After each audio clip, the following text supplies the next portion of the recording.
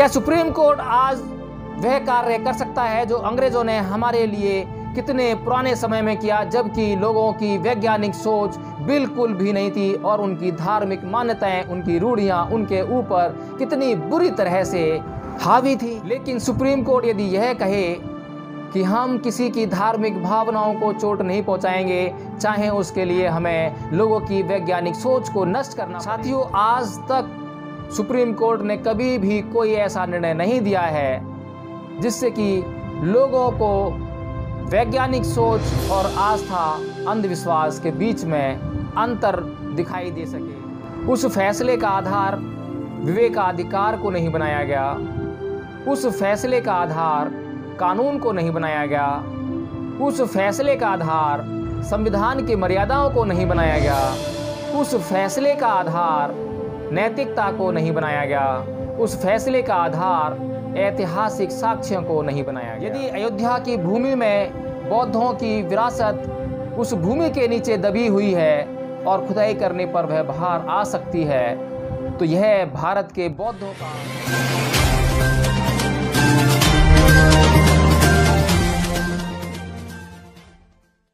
जय भीम, नमो बुद्धाय। साथियों, आज हम चर्चा करेंगे 20 जुलाई को दिए गए सुप्रीम कोर्ट द्वारा उस आदेश की, जिसमें कि सुप्रीम कोर्ट ने बौद्धों की याचिकाओं को रद्द कर दिया और उन पर भारी जुर्माना भी लगाया। साथियों, जैसा कि हम जानते हैं कि सुप्रीम कोर्ट कोई भी फैसला करता है, कोई भी आदेश पारित करता है, तो उसके पीछे संविधान की मर्यादा और कानूनों का नियंत्रण होना अति आवश्यक है। अगर मैं इस निर्णय की बात करूं, तो मैं ये सोचने पर मजबूर हो जाता हूं कि संविधान की किस मर्यादा का पालन सुप्रीम कोर्ट ने किया है और किन कानूनों का नियंत्रण सुप्रीम कोर्ट के ऊपर अब रह गया है। साथियों, इस आदेश को देते समय सुप्रीम कोर्ट ने जो टिप्पणी की वो बड़ी ही व्यथित कर देने वाली है, क्योंकि भारत के नागरिक सुप्रीम कोर्ट की ओर अपने अधिकारों की सुरक्षा के लिए निहारते रहते हैं और हम जानते हैं कि भारत के नागरिकों के अधिकारों की सुरक्षा के लिए सुप्रीम कोर्ट जैसी संस्था का कितना बड़ा महत्व है। साथियों, सुप्रीम कोर्ट ने अपने इस आदेश में कहा है कि ये याचिकाएं राम मंदिर मुद्दे पर हुए निर्णय से मुक्ति पाने के लिए एक चाल के तौर पर दाखिल की गईं। साथियों, अगर सुप्रीम कोर्ट ने यह मान लिया है कि अयोध्या मामला जो कि अब निर्णित हो चुका है वो एक्सक्लूसिव है और अब उस पर किसी भी तरह की कोई संभावना नहीं है, तो सुप्रीम कोर्ट को इस मामले से जुड़ी हुई किसी भी प्रकार की याचिका को लेने से ही इनकार कर देना चाहिए। साथियों, सुप्रीम कोर्ट ने बौद्धों की यह याचिका स्वीकार की और उस पर सुनवाई की। अगर बौद्धों की इस याचिका पर सुप्रीम कोर्ट ने सुनवाई शुरू कर दी है, तो जो उस याचिका में मुद्दा बनाया गया, तो उस मुद्दे को सुने बगैर और समझे बगैर वह अपना इस तरह से फैसला कैसे दे सकती है। बौद्धों ने इस याचिका में यह मांग की कि जो कलाकृतियाँ और मॉन्यूमेंट्स उस भूमि से निकल रहे हैं उनका संरक्षण किया जाए। साथियों, ये फैक्ट वाली बात है और कानूनी मुहावरा भी है कि रेस इप्सा लिक्विटर, यानी कि the things speak for itself. जो चीज़ें हैं, जो तथ्य हैं, वे अपने आप बोलते हैं। अगर बौद्धों की याचिका यह कहती है कि वहाँ पर कलाकृतियाँ निकल रही हैं, वहाँ पर मॉन्यूमेंट्स निकल रहे हैं, वहाँ पर कुछ ऐतिहासिक महत्व की वस्तुएं निकल रही हैं, तो सुप्रीम कोर्ट का यह कर्तव्य बनता था कि जब उसने इस याचिका को स्वीकार कर लिया और उस पर सुनवाई कर रही है, तो वह इन तथ्यों के बारे में खोजबीन भी करती, इन तथ्यों की सत्यता के ऊपर भी जाती।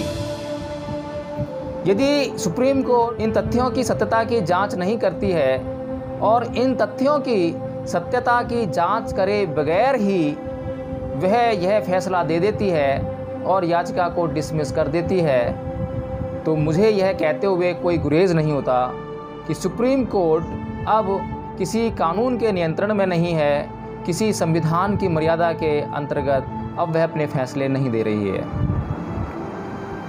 साथियों, इतिहास चीख चीख कर बोल रहा है, ऐतिहासिक विरासतें चीख चीख कर बोल रही हैं, और जब वे चीख चीख कर बोल रही हैं तो जो लोग सुन रहे हैं या जिन लोगों के कानों में उन ऐतिहासिक महत्व की इमारतों और वस्तुओं, शिलालेखों की आवाज़ें जा रही हैं, तो उनका फ़र्ज़ बनता है कि वो उसे सुने। साथियों, सुप्रीम कोर्ट यहीं पर नहीं रुकी। सुप्रीम कोर्ट ने याचिकाओं को रद्द करने के साथ ही याचिकाकर्ताओं को सीबीआई जांच की धमकी भी दे डाली। क्या सुप्रीम कोर्ट एक ऐसी संस्था है जो धमकी देने का कार्य करती है, या जिसे दिखाई दे कि यहाँ पर कुछ गलत होने की संभावना है या गलत हो रहा है तो उसके लिए सिर्फ धमकी देकर छोड़ दे? धमकी देने का मतलब है कि बौद्ध लोग अब कोई भी ऐसी याचिका दाखिल ना करें। जुर्माना लगाने का भी ध्येय यही है कि अब जो राम मंदिर का निर्णय हिंदुओं के पक्ष में सुप्रीम कोर्ट दे चुकी है, उस पर और कोई किसी भी प्रकार की याचिका कोई भी व्यक्ति फाइल ना करे। साथियों, यह सरासर लोगों के अधिकारों की अवहेलना का मामला है। लोगों का अधिकार है कि वे अपने धर्म का प्रचार व प्रसार करें, वह उस धर्म को मुक्त होकर माने और उसका आचरण करें। संविधान हमें अनुच्छेद 25 के माध्यम से यह अधिकार देता है, लेकिन सुप्रीम कोर्ट इस अधिकार को छीनने का काम क्यों करता है? क्या जिन लोगों ने याचिका दाखिल की, उन्होंने अपनी याचिका में राम मंदिर निर्माण को रोकने की बात कही? क्या याचिकाकर्ताओं ने अपनी याचिकाओं में यह मांग की कि राम मंदिर निर्माण को रोक देना चाहिए, राम मंदिर निर्माण नहीं होना चाहिए? याचिकाओं ने तो केवल इतनी याचिका की कि राम मंदिर निर्माण के लिए जो भूमि का समतलीकरण हो रहा है उसमें कुछ इतिहास के महत्व की कलाकृतियां आदि निकल रही हैं, उनका संरक्षण किया जाए, उनको बचाया जाए, और यदि इस भूमि की खुदाई से हमें इतिहास के महत्व की कलाकृतियां आदि प्राप्त हो रही हैं तो उस भूमि की और खुदाई करके उन्हें प्राप्त कर लिया जाए। उन कलाकृतियों और इतिहास के महत्व की वस्तुओं को प्राप्त करने के बाद आप बेशक उस भूमि का समतलीकरण करके उस पर किसी भी प्रकार का मंदिर बनाने का कार्य कर लें। इस याचिका में ऐसा क्या था जिसको सुप्रीम कोर्ट ने बिना सुने और बिना उस पर गौर किए, बिना तथ्यों की जांच किए उसे रद्द कर दिया? साथियों, यह सुप्रीम कोर्ट का किसी कानून के अंतर्गत नियंत्रित फैसला नहीं है। यह संविधान के किसी अनुच्छेद के द्वारा मर्यादित फैसला नहीं है, बल्कि यह सुप्रीम कोर्ट की उस शक्ति का उल्लेख करता है जिसे विवेकाधिकार शक्ति कहते हैं, discretionary power of supreme court. आखिर यह विवेकाधिकार की शक्ति है क्या, और इसका इस्तेमाल कोर्ट कब और क्यों करती है?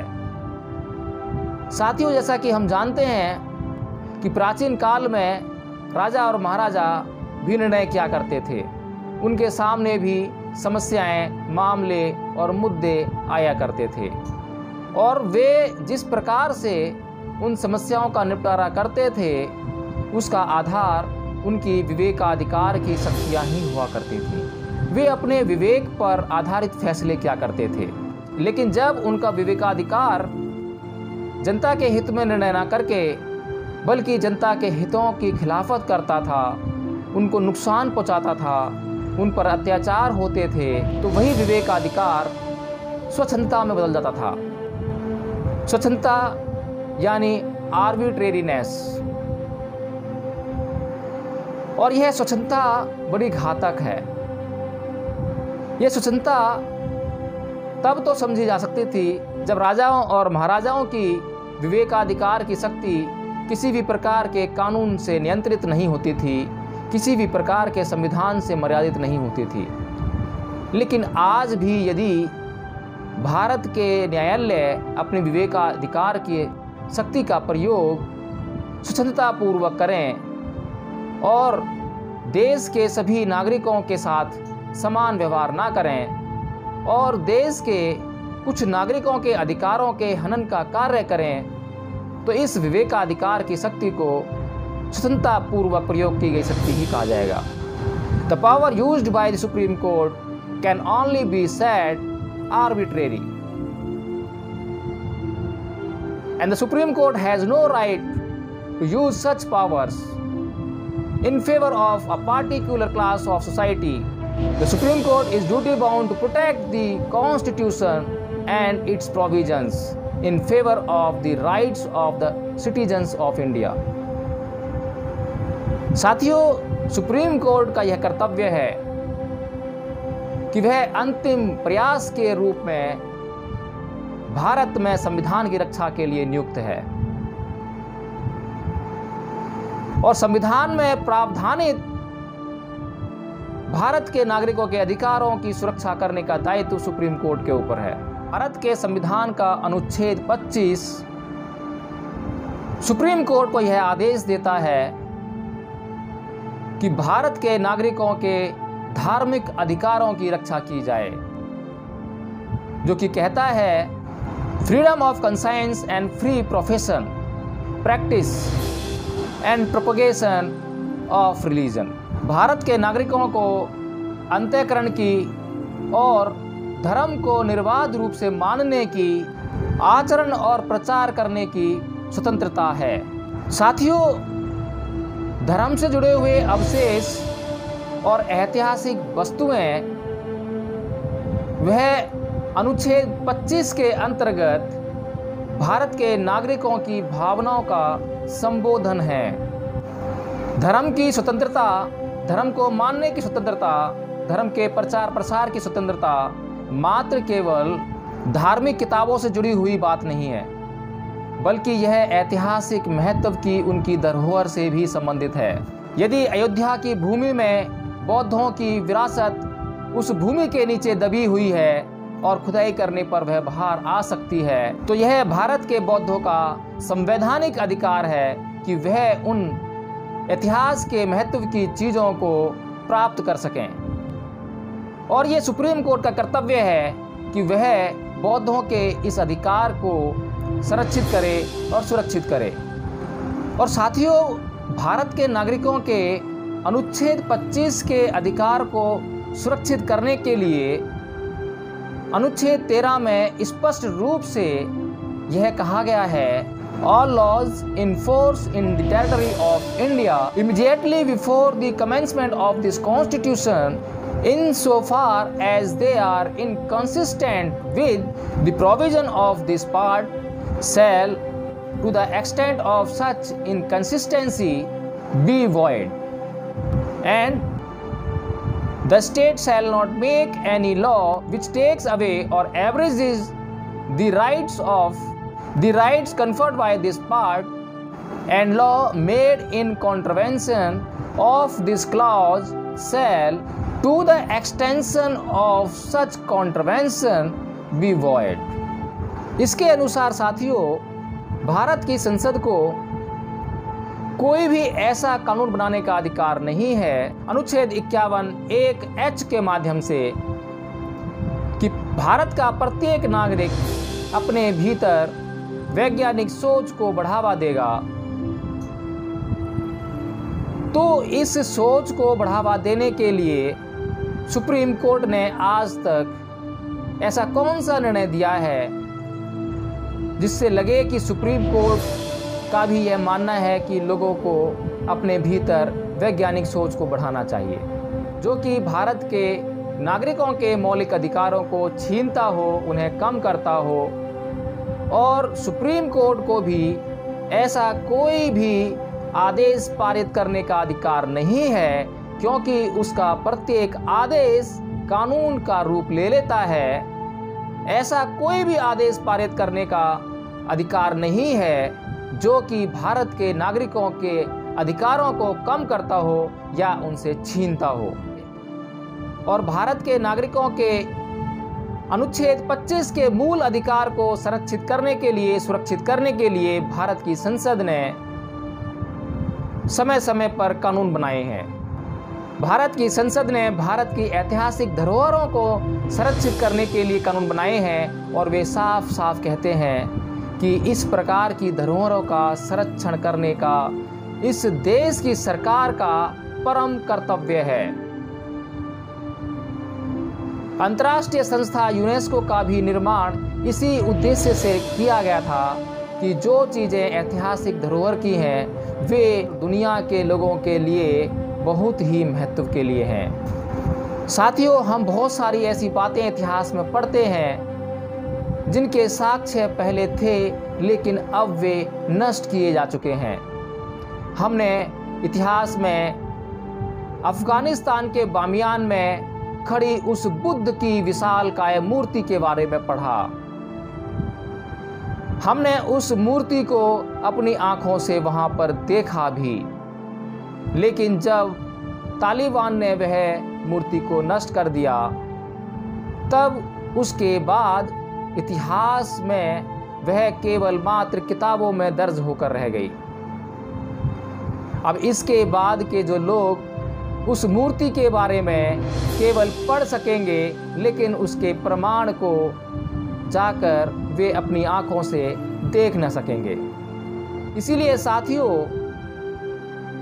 मेरा यह मानना है कि किताबों में जो इतिहास भारत का लिखा गया है वह अभी नाकाफी है।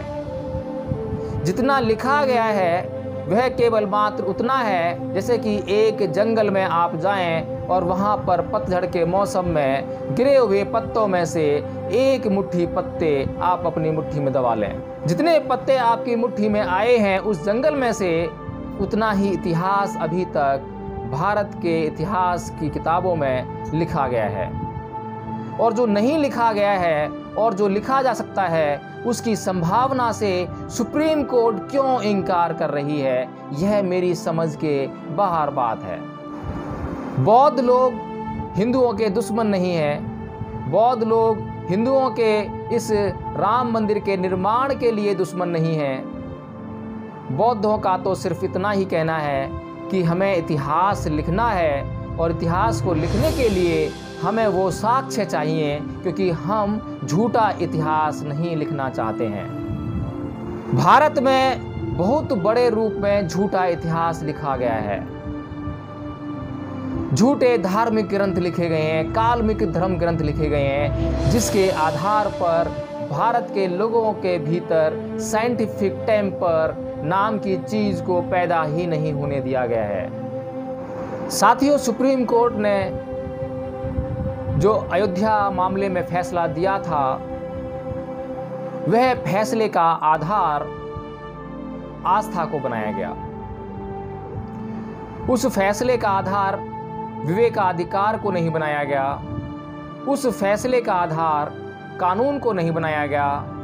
उस फैसले का आधार संविधान की मर्यादाओं को नहीं बनाया गया। उस फैसले का आधार नैतिकता को नहीं बनाया गया। उस फैसले का आधार ऐतिहासिक साक्ष्यों को नहीं बनाया गया। उस फैसले का आधार इन सभी प्रमाणों और महत्व की बातों को दरकिनार करते हुए उस आस्था को बनाया गया, जिस आस्था के आधार पर आज हिंदू किसी की कुछ भी सुनने को तैयार नहीं है। ये आस्था आखिर है क्या? ये आस्था है जब कोई व्यक्ति यह कहे कि आदमी की गर्दन काटकर उस पर हाथी की गर्दन को फिट करके एक स्ट्रक्चर बनाया और उसे गणेश का नाम दिया गया। दुनिया की कोई भी साइंस, किसी भी देश का कोई भी व्यक्ति इस बात को मानने के लिए कभी भी तैयार नहीं हो सकता है कि इस प्रकार की भी कोई मानवीय संरचना की जा सकती है।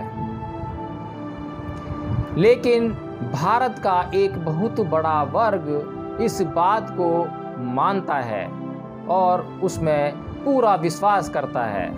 ऐसा विश्वास करता है कि यदि इसके खिलाफ कोई बोले तो उसकी हत्या करने से भी गुरेज नहीं करता है।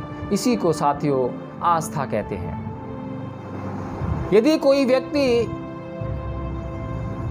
धर्म के नाम पर किसी ऐसी मानवीय संरचना को स्वीकार कर लेता है, तो क्या कोई व्यक्ति, यदि मैं उसे कहूँ कि मैं तुझे हाथी मानता हूँ, कुत्ता मानता हूँ, बिल्ली मानता हूँ और ये मेरी आस्था है, तो क्या यह बात विश्वास करने योग्य है? लेकिन साथियों, हिंदुओं को किसी भी प्रकार से, किसी भी तर्क के द्वारा, किसी भी वैज्ञानिक सोच के द्वारा समझाया नहीं जा सकता। लेकिन सुप्रीम कोर्ट को तो समझाया जा सकता है। लेकिन सुप्रीम कोर्ट को तो समझना चाहिए। सुप्रीम कोर्ट के ऊपर संविधान यह कर्तव्य निर्धारित करता है कि वह लोगों के भीतर साइंटिफिक टेम्पर पैदा करने का प्रयास करे। जब संविधान लोगों के ऊपर एक कर्तव्य लादता है अनुच्छेद 51(1)(h) के माध्यम से कि भारत का प्रत्येक नागरिक अपने भीतर वैज्ञानिक सोच को बढ़ावा देगा, तो इस सोच को बढ़ावा देने के लिए सुप्रीम कोर्ट ने आज तक ऐसा कौन सा निर्णय दिया है जिससे लगे कि सुप्रीम कोर्ट का भी यह मानना है कि लोगों को अपने भीतर वैज्ञानिक सोच को बढ़ाना चाहिए। साथियों, आज तक सुप्रीम कोर्ट ने कभी भी कोई ऐसा निर्णय नहीं दिया है जिससे कि लोगों को वैज्ञानिक सोच और आस्था, अंधविश्वास के बीच में अंतर दिखाई दे सके, वो इसको समझ सकें। साथियों, भारत के लोगों ने सती प्रथा जैसे भीभत्स हिंदुओं के कानून, उनके रीति रिवाज, उनके परंपरा, धार्मिक अनुष्ठान भी देखे हैं। यदि अंग्रेजों ने कानून के द्वारा बलपूर्वक इन घिनौनी प्रथाओं को समाप्त न किया होता तो वे आज भी चल रही होती। लेकिन सुप्रीम कोर्ट यदि यह कहे कि हम किसी की धार्मिक भावनाओं को चोट नहीं पहुंचाएंगे, चाहे उसके लिए हमें लोगों की वैज्ञानिक सोच को नष्ट करना पड़े, तो इसे सुप्रीम कोर्ट की सबसे बड़ी मूर्खता के सिवाय कुछ नहीं कहा जा सकता। क्रोध आता है ऐसी सुप्रीम कोर्ट के जजेस के ऊपर। इस आजाद भारत की सुप्रीम कोर्ट से कहीं बेहतर थी अंग्रेजों की शासन प्रणाली, जिन्होंने तुरंत जब भी किसी अंधविश्वास को देखा एक पल नहीं लगाया उस अंधविश्वास के विरुद्ध कानून बनाने का, और कानून बनाकर लोगों के अधिकारों की सुरक्षा की। हमें इतिहास में पढ़ाया जाता है कि अंग्रेजों ने हमारे ऊपर अत्याचार किए, शोषण किए, लेकिन हमें इतिहास में कभी भी यह नहीं पढ़ाया जाता कि अंग्रेजों ने हिंदुओं की किन कुप्रथाओं को किस प्रकार समाप्त करके हमारे ऊपर कितना बड़ा एहसान किया। क्या सुप्रीम कोर्ट आज वह कार्य कर सकता है जो अंग्रेजों ने हमारे लिए कितने पुराने समय में किया, जबकि लोगों की वैज्ञानिक सोच बिल्कुल भी नहीं थी और उनकी धार्मिक मान्यताएं की रूढ़ियां उनके ऊपर कितनी बुरी तरह से हावी थी। आज तो भारत के लोगों की सोच बहुत हद तक वैज्ञानिक हो चुकी है। बहुत सारे हिंदू भी वैज्ञानिक सोच से लबालब हो चुके हैं। कुछ एक हिंदुओं की रूढ़िवादी सोच को उनकी धार्मिक भावना समझकर यह सुप्रीम कोर्ट कैसे कैसे बेवकूफाने हम निर्णय दे रही है। और मैं एक बात बता दूं कि I am not bound to respect the judgement of supreme court. I am only bound to follow the judgement of the supreme court. मैं सुप्रीम कोर्ट के किसी भी आदेश को इज्जत दूं, इस बात के लिए मैं बाध्य नहीं हूं। मैं केवल इस बात के लिए बाध्य हूं कि मैं सुप्रीम कोर्ट के किसी भी आदेश को मानूं, उसका पालन करूं। तो साथियों, हमें यह समझना चाहिए कि ऐसी सुप्रीम कोर्ट, जो कि एक पवित्र स्थान माना जाता है भारत के लोगों के लिए, उनके पवित्र अधिकारों की सुरक्षा के लिए, लेकिन जब इस सुप्रीम कोर्ट में मनुवादी प्रकृति के जजेस बैठ जाते हैं तो वे मनुवादी सोच से ही ग्रस्त होने के कारण मनुवादी विचारों के आधार पर ही फैसले देंगे। इस पवित्र संस्था को हमें बचाना है और इस पवित्र संस्था को हमें बचाने के लिए सबसे ज़रूरी है कि हम अपनी सोच को बदलें। हम अपनी सोच में से मनुवाद को निकालकर वैज्ञानिक सोच को अपने भीतर धारण करें। साथियों, आज बौद्धों की ऐतिहासिक विरासत पर आन पड़ी है और वे चाहते हैं कि शायद कुछ उनको ऐसे साक्ष्य मिल सकें उस भूमि से कि बौद्धों का बौद्ध धर्म और भी ज़्यादा प्रकाश में आ सके, उनके सिद्धांत प्रकाश में आ सकें और दुनिया में भारत का गौरव फिर से स्थापित हो सके, फिर से भारत का परचम इस पूरी दुनिया में फहरा सके। जय भीम, नमो बुद्धाय। मेरा अपना चैनल, आपका चैनल, समाज का चैनल, देश का चैनल NB News 24/7 को आप लाइक करें, सब्सक्राइब करें और ज्यादा से ज्यादा इसकी वीडियो को शेयर करें ताकि हर खबर को मैं आप तक आसानी से पहुंचा सकूं।